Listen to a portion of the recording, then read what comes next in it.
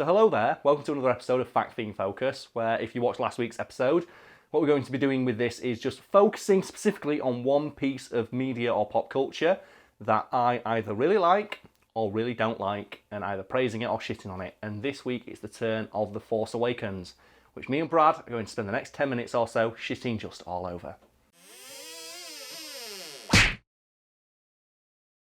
So Brad, you've watched The Force Awakens, I assume, yes? Of course I've watched The Force. And what did you think when you first watched it? Well, my first thoughts were, this is just A New Hope. Yeah, and that's not really a very original observation. Everyone has said that it's a rehash of A New Hope, well, which makes sense. It's 30 years after the last good Star Wars movie got released. Of course we're not going to try and continue the story, we're just going to retell it. But what did you think of the film as a whole? Like, what would you have given it out of 10? Well, I mean, obviously, we were coming into it from the backs of having seen the prequel trilogy. Yes. So, on my first viewing, I'd have gone like 8 or 9. It was, I enjoyed the film, it was really good. I was in the same boat, but since then, as I often do with movies, I turned on sarky asshole mode and decided to watch the movie again with a more critical eye. And there are a few problems I've noticed, and now I've realised this movie is fucking god-awful. My main criticism revolves entirely around the characterisation of Finn, who I originally liked as a character. I'm not sure what you thought about it. I like Finn. Yeah, like, what did you think when you first watched the movie? It was interesting to see, like, Star Wars has always been one of those universes that has a very heavy, focus on black and white. Yes. Like, you're either good or you're bad. Yeah. So, To the point where the bad guys are literal space Nazis who wear black and white. They do a double Sieg Heil, so you know they're double Hitler. So I thought it was fantastic for them to take a character who you would expect to be just evil. Purely, like, you've never given any personality to any like no stormtrooper in Star Wars canon has ever been given so much as a line of dialogue that isn't supposed to, like, that you're supposed to give a shit about. Yes. Finn is the first example, save for that, like, thing they added in a special edition, where we get to see a stormtrooper humanized as, like, a person. And I loved that idea, like, oh yeah, stormtroopers, they're not clones like in the Clone Army, they are conscripts from planets that, like the First Order and before the Empire have conquered and dominated. I love the idea that, like, Finn is rebelling against that. Aren't they all meant to be like orphans who are plucked from childhood and trained to be killers? Yeah, they are basically just mindless mind slaves to, like, the First Order, to Snoke, to Kylo Ren. And that he's just one of the few ones who managed to resist that programming. What does Finn do about 20 minutes after that? When they get onto the Millennium Falcon and they're being chased by TIE fighters, being flown by, remember, stormtroopers, who Finn, earlier in the movie, informed us, the audience, are all indoctrinated children who are plucked from birth and, like, made to follow the First Order and have no choice, have no agency in the fact they are, like, performing the will of the First Order. What does he do to them? He shoots them out of the sky. And the thing is, though, if he'd have shot them, that's fine, he's defending himself. But he cheers when he gets kill shots on them. Whoa! And that's the first moment I went, hang on a second, you've tried to humanise stormtroopers, like, through Finn, which you did very well. You go, oh wow, I guess stormtroopers, they're not a faceless militaristic entity trying to, like, wipe out all life in the galaxy. They're just young children who were told to do the bidding of an evil guy who's a dickhead. Oh no, wait, here's Finn just laughing about the fact he's blowing them out of the sky. So you started this off by saying that you don't like The Force Awakens, but it can't just be Finn. Thing is, though, it's mostly Finn.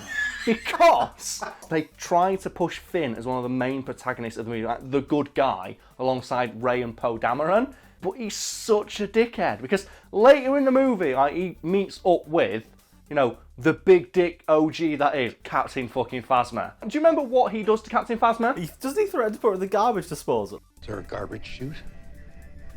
Trash compactor?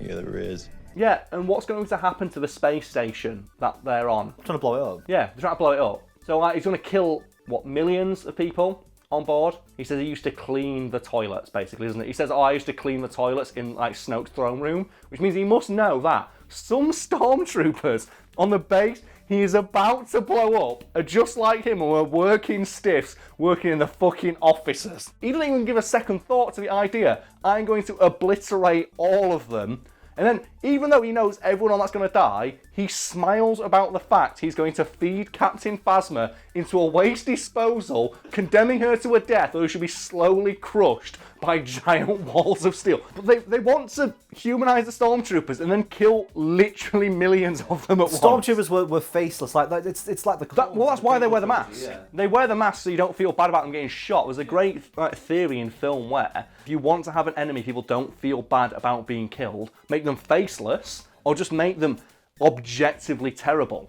When you rewatch like Force Awakens now, are you cheering for TR-8R? Yeah, Traitor is the fucking baddest motherfucker in the universe. And the thing that pisses me off about that is he's so cool and he only gets backstory in a book.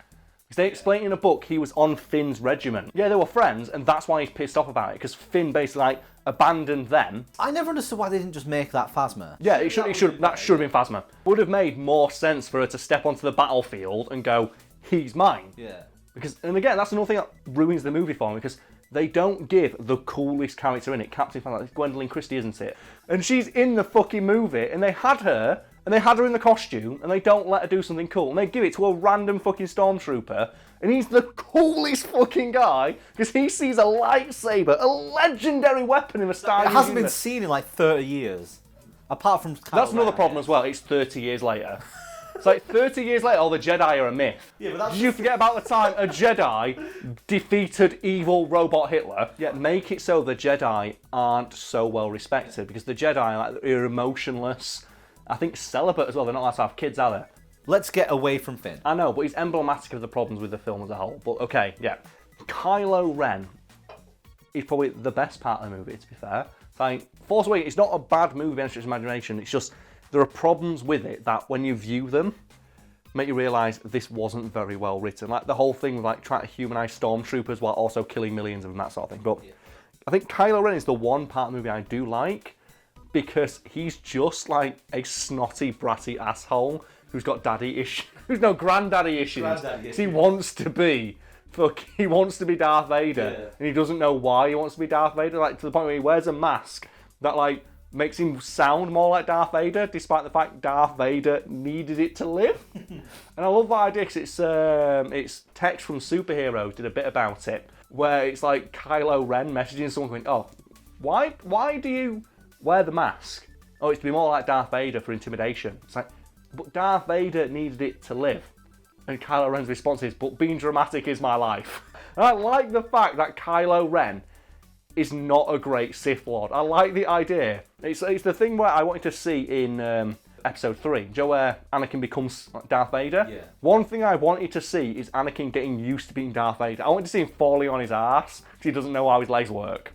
And I like the idea that they show Kylo Ren, he's not respected by the stormtroopers to the point where they just leave. Well, have you seen Undercover Boss? Yeah, but, yeah, Adam Driver did, didn't he? Yeah. I've heard he's got an 8-pack. And then smash cut to Last Jedi. Don't worry, there's an episode about Last Jedi coming, whether or not this series is a hit or not, because holy shit, that movie needs being taken down. But no, like I feel like Last Jedi has given The Force Awakens a pass, because it's always thinking like, oh, The Last Jedi is so polarizing a film in terms of like fan response to it that people kind of forget the shit that's in The Force Awakens, like all like the crap with like the First Order, trying to humanize the First Order while simultaneously killing them all. And then you have all the stuff like, why is this happening? Like Rey just so happens to find Luke Skywalker's lightsaber and it calls out to her. And then in Last Jedi they reveal that Rey has nothing to do with the Skywalker dynasty. Yeah. But they say, like, oh yeah, it's like she's Force sensitive and finds Luke Skywalker. And it's, but why did she find it of all people? When they show that like, anyone can be Force sensitive, like Anakin Skywalker was just like, you know, jizzed into existence by the Emperor. Like, don't explore that grey area unless you're willing to commit to it, which they're obviously not, because it's a multi-billion-dollar fucking franchise where they don't want to make, you know, like pieces where people think about them. They want to make action, spectacular blockbusters. And speaking of action, do you know what else is fucking unforgivable about The Force Awakens? It's the raid. When they meet Han Solo and the people who come to like, you know, argue like, oh, Han Solo, where's our ship? Fun fact, that is like 3 people from the raid, like the greatest action movie of the 2010s, like being backed up by the choreography team from the raid. And also, do you know who the Knights of Ren are played by? Those same fucking guys. Really? Yeah, because obviously they had them on set. So who should we get to play the Knights of Ren?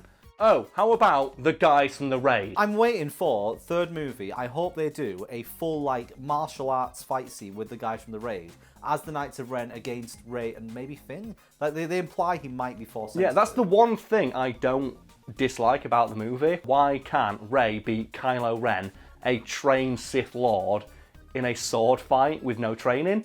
Because Kylo Ren isn't very fucking good. I like the idea that Kylo Ren's not great, but because of his his lineage and the fact he's like Darth Vader's grandson, Snoke picks him up anyway. I like the idea that Kylo Ren is actually shit. I'd love it if Snoke said, like, you are the worst apprentice I could pick, but I picked you because you are Darth Vader's grandson and it's good optics. Yeah. I want to see like a meeting where Snoke is in, like with his fucking, he's doing like a sit-down meeting with like the SEO managers or whatever, fucking the First Order going, okay, we've got this guy and he's super awesome, really good Sith, but no fucker knows who he is. We've got this guy, his grandfather, get this, Darth Vader. Fucking great optics there. Get him on. Oh, he's shit, and his lightsaber looks terrible. The thing that I love as well, they don't explain it, but it's awesome, is that Kylo Ren, you see him in the fight, he's going, Do you know why that is? Yeah. Because the dark side is powered by negative feelings. So he's punching himself in his stab wound to make his pain feed his thing, and he still loses. Alright, let's give credit though to the shot where he tries to summon Luke's lightsaber. Yeah, she gets it first. Flies past him. Yeah, that's fucking great. That's an amazing shot. That's good. I like that. And that's why Fact Fiend Focus is so good. It's not me just like openly saying a movie is objectively terrible. You did start this by saying it was super shit. Yeah, that's my northern hyperbole coming into effect. It's just people never realise that in the comments, do they? No, they don't. So thank you for yelling at me for saying the Force people who've Awakens. already had a go at you because it's like apparently a great film. I just like the idea of drawing attention to stuff like that because it keeps people on their toes. And the way I've heard it put is like, no one thinks too much about something they don't like. And that's the reason I wanted to bring up The Force Awakens specifically, because it's a good movie, but it has problems. So I wanted, Fact Fiend Focus to be like a middle ground where we can praise something while highlighting, things that don't make much sense or are kind of crap, or shitting on something while also, highlighting stuff we found was quite awesome.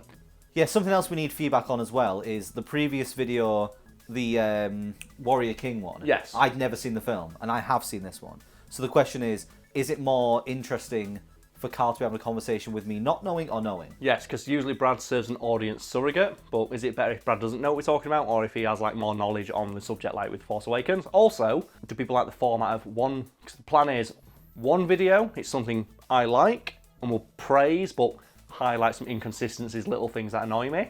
And then the next one will be something I dislike, but highlighting stuff that's cool, so obviously we've been fair to it. But I would like to apologise for the fact that this video is called Why the Force Awakens Sucks, or something of that ilk. That's what we've got to do to get views. Yeah, this is how metrics work. work. Same with the previous video, it's like, oh, why the Protector or the Warrior King is fucking awesome. We've got to do that for the views. If you put Why the Force Awakens is bad, but in some ways good, yeah, no one's going to watch that video.